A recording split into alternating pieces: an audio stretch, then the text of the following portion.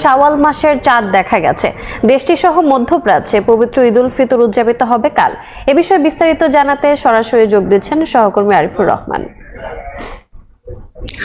দীর্ঘ প্রায় 1 মাস সিয়াম সাধনার পরেই কিন্তু আসলে এই ঘোষণাটি যেটির জন্য অপেক্ষা, সেই অপেক্ষার অবসান হলো। কিছুক্ষণ আগেই কিন্তু সৌদি আরবে ঘোষণা হয়েছে পবিত্র ঈদ উল ফিতরের চাঁদ দেখা গেছে, অর্থাৎ যে শাওয়ালের চাঁদ যেটি দেখার জন্য অপেক্ষা ছিল সেই অপেক্ষার অবসান হয়েছে। কিছুক্ষণ পরেই আমরা আসলে এই যে সেলিব্রেশন সেটি কিন্তু শুরু হয়ে গেছে। ইতিমধ্যে আমরা আসলে দেখেছি প্রায় সবখানে সৌদি আরবের যেখানে যেখানে চাঁদের দেখার জন্য যেই অবজারভেটরি যেই কমিটিগুলো থাকে তাদের কাছ থেকে বেশ কয়েকটা জায়গা থেকে কিন্তু ইতিমধ্যে একযোগে ঘোষণা এসেছে, এবং সৌদি রয়্যাল কোর্ট থেকেও কিন্তু এই ঘোষণাটি এসেছে যে আগামীকালই সৌদি আরবে পালিত হবে পবিত্র ঈদ উল ফিতর, অর্থাৎ শাওয়ালের যেই প্রতীক্ষিত চাঁদ সেটি কিন্তু উদিত হয়েছে। এই কারণে কিন্তু আমরা আসলে দেখছি যে সৌদি আরবের বিভিন্ন জায়গায় কিন্তু ইতিমধ্যে যে ঈদ উল ফিতরের যে সেলিব্রেশন সেটি কিন্তু শুরু হয়ে গেছে।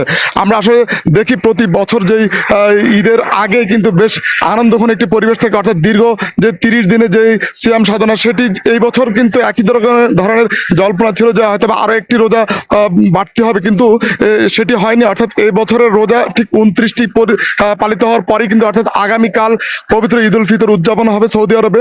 আমরা কিন্তু এর আগে কিন্তু খোঁজ পেয়েছি যে সৌদি আরব ছাড়া বেশ কয়েকটি দেশ ইতিমধ্যেই তাদের ঈদ উল ফিতরের যে ঘোষণা সেটি কিন্তু দিয়েছে। তবে অধিকাংশ অনেকগুলি দেশ কিন্তু ঘোষণা দিয়েছে তারা কিন্তু একদিন পরেই ঈদ উল ফিতর উদযাপন করবে, যেমন তার মধ্যে অস্ট্রেলিয়া, ব্রুনাই, মালয়েশিয়া এবং বেশ কয়েকটি দেশ কিন্তু তারা ঘোষণা করেছে তারা আরো একটি দিন অতিবাহিত করে কিন্তু ঈদ উল ফিতর উদযাপন করবে। আমরা জানি যে সৌদি আরবের সাথে মিল রেখে বেশ কয়েকটি দেশ অর্থাৎ মধ্যপ্রাচ্যের যে দেশগুলি আছে সেগুলো কিন্তু ঈদ উল ফিতর উদযাপিত হয়।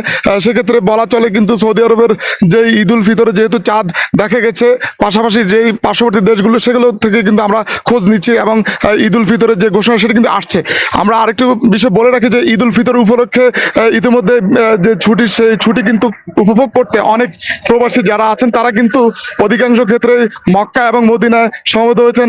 ঈদের নামাজ কিন্তু মদিনার মসজিদে নববীতে আদায় করার জন্য প্রায় অসংখ্য প্রবাসী আছে যারা কিন্তু মদিনায় উপস্থিত হয়েছেন।